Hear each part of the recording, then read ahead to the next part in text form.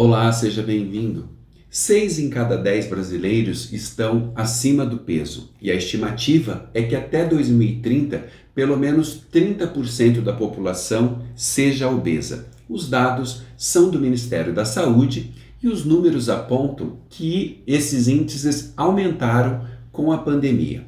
Sobre o assunto, eu converso com a médica endocrinologista Luciane Berbel. Ela fala conosco de Cascavel. Tudo bem, Luciane?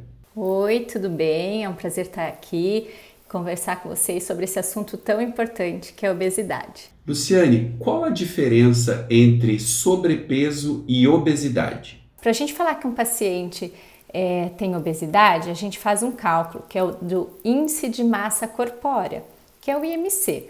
Como é feito esse cálculo? A gente pega o peso e divide pela altura ao quadrado do paciente. Então, se você, nessa conta, tem um valor entre 25 e 30, o paciente tem um sobrepeso. Se você tem acima de 30 no IMC, o paciente tem obesidade. Mas é importante frisar que isso é um cálculo para ser utilizado a nível populacional, né? Que as pessoas possam fazer em casa. Mas que a gente tem que valorizar outras coisas. Então é importante que a avaliação também seja individual. Por exemplo, às vezes a gente pega um paciente bem forte, musculoso, e se a gente faz esse cálculo, vai dar um índice alto, mas isso não significa que o paciente seja obeso, porque o que ele tem é um aumento da massa magra. Quais as comorbidades que a obesidade traz consigo? A obesidade é uma doença cheia de comorbidades e doenças associadas, e uma coisa interessante é também em relação à expectativa de vida. Quanto maior o índice de massa corpórea, o IMC do paciente, menor a expectativa de vida. Por exemplo, um paciente que tem um peso normal, ele tem mais ou menos 80% de chance de chegar ali nos 70 anos. Já um paciente que tem um índice de massa corpórea acima de 35, esse índice cai para 60%. E pacientes com obesidade mórbida, esse índice chega até em 50% só de chance. Ou seja, se você tiver obesidade, você tem uma perda dos anos de vida. E por quê? Por conta das doenças associadas. Então, os pacientes têm mais gordura no fígado, gota, né, que é o excesso de ácido úrico, os desgastes nas articulações, por exemplo, a osteoartrose, eles têm mais doenças cardiovasculares, então hipertensão, colesterol alto, eles têm mais doenças coronarianas, então infarto, mais AVC, eles têm maior risco de diabetes e outras coisas que as pessoas às vezes nem sabem. Por exemplo, mulheres que têm obesidade têm mais risco de ovário policístico, que tem uma associação com infertilidade. E, aproveitando que a gente está aqui no mês do Outubro Rosa, existe associação da obesidade com vários tipos de câncer, inclusive com o câncer de mama nas mulheres. A pandemia piorou o quadro de obesidade no Brasil? As pessoas ficaram muito em casa, né? Foi instituído muitos empregos com home office e isso as pessoas ficaram mais paradas. Então elas diminuíram o número de atividade física.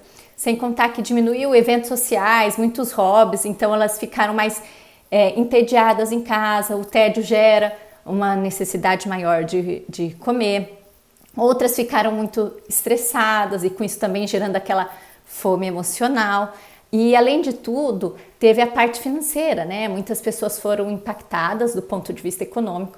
Isso acaba aumentando a ingestão de alimentos muito calóricos, mas pouco nutritivos, principalmente os ultraprocessados. E além disso, teve uma menor ida ao médico, né? As pessoas tiveram menos acesso à saúde. Então isso diminuiu as consultas de rotina, o próprio hábito de se pesar e também o tratamento das comorbidades, né? Existe diferença entre a obesidade masculina e a feminina?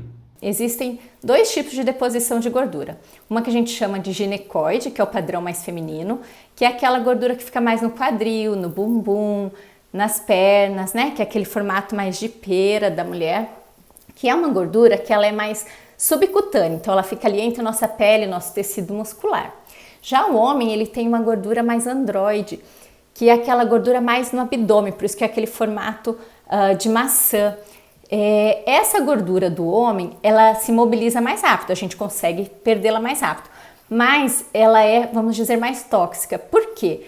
porque ela tem relação com a produção de um monte de substância química, de mudanças hormonais, que façam com que tenham mais doenças, né? Por isso que o homem tem maior risco cardiovascular. E além disso, as mulheres elas também têm uma taxa de metabolismo mais baixo, justamente pela estrutura física, que no geral as mulheres têm uma menor massa magra. Tirando isso, ainda tem a questão da leptina, que as mulheres são mais resistentes à leptina, então, que é um hormônio que tem relação com apetite e saciedade. Então, é verdade, a gordura é diferente e o processo de emagrecimento também. Em que momento isso se torna, então, um problema de saúde? A obesidade ela é uma doença crônica, progressiva e recidivante. O que isso significa? A qualquer momento, eu preciso fazer o diagnóstico. Porque se eu não fizer, a tendência é que isso progrida. Claro que quanto mais precoce o diagnóstico, é melhor para o paciente, mas a gente precisa pensar também no longo prazo desses pacientes. Então, toda vez que você pensa em obesidade, você tem que pensar primeiro em prevenção e depois em tratamento. Mas essas coisas não são excludentes. O paciente ele tem que ter acesso à saúde em todas as fases. Qual a explicação para esse aumento nos casos de obesidade? Essa mudança que nós tivemos na rotina já há muitos anos e que cada vez as pessoas trabalham mais e que tem menos tempo para cuidar de si, menos tempo para fazer atividade física, trabalhos que antes tinham um gasto energético maior, eles não estão sendo substituídos por trabalhos que a gente fica mais tempo sentado, né? Então, o que a gente tem? A gente tem um consumo de alimentos altamente calóricos e um menor número de passos, ou seja, menor movimento. Tudo isso impacta na obesidade. E uma coisa muito interessante é que aumentou muito o número dos pacientes com excesso de peso depois do advento desses aplicativos de compra de comida, porque você está a um clique, né, de você conseguir um alimento que é mais barato do que uma refeição em casa, muitas vezes, quando você vai ter ali uma refeição mais fresca, com alimentos mais nutritivos, e muito prático, né? Você só precisa de um clique para que essa comida chegue em você. A obesidade já é um problema de saúde pública? Até hoje, nenhum país conseguiu diminuir o número de pacientes obesos, nem diminuir a progressão das taxas de obesidade, né? Só para você ter ideia do ponto de vista econômico, hoje estima-se que no Brasil 2,1% do PIB ele é gasto com o tratamento da obesidade e suas comorbidades. No mundo, esse número do PIB chega em mais ou menos 3,3%. Então é sim um problema de saúde pública e muito grave. E o que deveria ser feito então para minimizar ou resolver esse problema? Quando a gente fala em prevenção, a gente está começando desde lá do bebezinho. Então a gente fala em políticas de melhoria e incentivo ao aleitamento materno. A questão da atividade física, em ser incentivada nas escolas, os contraturnos, aumentar as horas aulas de educação física. Também baratear o acesso aos produtos mais frescos, né? Então, nos hortifrutis, com a criação de hortas comunitárias, a diminuição do imposto desse tipo de alimento. Trabalhar muito na conscientização, acho que os postos de saúde, as unidades básicas, os clínicos gerais, eles fazem uma parte muito importante disso, no conversar, né, com o paciente, conscientizar sobre a alimentação saudável. As empresas também tentarem redistribuir suas horas de trabalho, tentar estimular com que o funcionário tenha um tempo de atividade física, isso já é provado que melhora o rendimento, né, do funcionário. E depois da prevenção, o que a gente tem que pensar em tratamento? Então, a gente tem que melhorar os ambulatórios, né? Dos pacientes que tratam obesidade. A obesidade é uma doença tão frequente que todo médico tem que tratar a obesidade, né? Independente da sua especialidade. Mas é muito importante que isso esteja desde a unidade básica de saúde, para que todo paciente tenha direito ao acesso e tratamento. É fundamental, então, a prática de atividade física. Atividade física, dieta, mas não é só isso, porque quando a gente fala isso, todo mundo fala, tá, mas isso eu já sei, né? O que mais que pode ser feito? Hoje no Brasil, nós temos assim 4 medicações que já são aprovadas e liberadas para o uso, para o tratamento da obesidade. E fora os tratamentos cirúrgicos, né, que estão disponíveis e até pelo SUS. O que eu vejo é que a gente tem que trazer informação. Muitos pacientes eles se sentem culpados, como se fosse, né, uma falta dele, de que ele não está fazendo coisa certa, e a gente tem que lembrar, como eu disse ali, obesidade é uma doença. Ninguém se sente culpado por ter uma doença. Você tem uma carga genética, lenda ambiental muito importante. Então, o importante é tratar os pacientes. Quando a pessoa deve acender o sinal de alerta e procurar ajuda? Tem uma máxima que fala assim, ó, quando você acha que você não está precisando ir no médico para ver seu peso, é quando você mais está precisando, né? Por quê? Porque muitas vezes a pessoa fala, são só alguns quilos, eu consigo perder sozinho. E o outro que fala, nossa, agora já foi muito, eu não consigo perder. E não é verdade. Claro que quanto antes você procura assistência médica, o seu tratamento vai ser mais facilitado, né? Você tem que perder menos peso. Mas, se a gente pensar que mesmo uma perda de peso pequeno, por exemplo, de 5% de peso, isso já traz um impacto em melhorando a pressão arterial, os níveis de glicose do paciente, o paciente tem que procurar sempre. 5 dicas de mudança de hábito para a gente evitar a obesidade. Primeiro de tudo que eu acho é a dieta, né? E quanto à dieta, eu acho que a gente tem que parar de modismos, né? De tentar achar um vilão, né? Então a gente vê lá, corte o pão, tire o glúten. E o que não é verdade, cada pessoa tem um hábito alimentar e que a gente tem que tentar fazer com que ele tenha dieta, que nada mais é que uma mudança do padrão alimentar, do estilo de vida dele, para a realidade dele. Então pode ser que eu falando com você se adapte bem ao jejum intermitente, mas pode ser que para aquele outro não funcione. Então, se a gente fica procurando um vilão, ou se a gente fica procurando uma dieta que dê um resultado muito rápido, muito restritiva, a tendência da gente levar isso a longo prazo é muito pequena. Então a gente tem que ter uma dieta individualizada, que funcione para você, que funcione na sua rotina e que você consiga levar por mais tempo possível.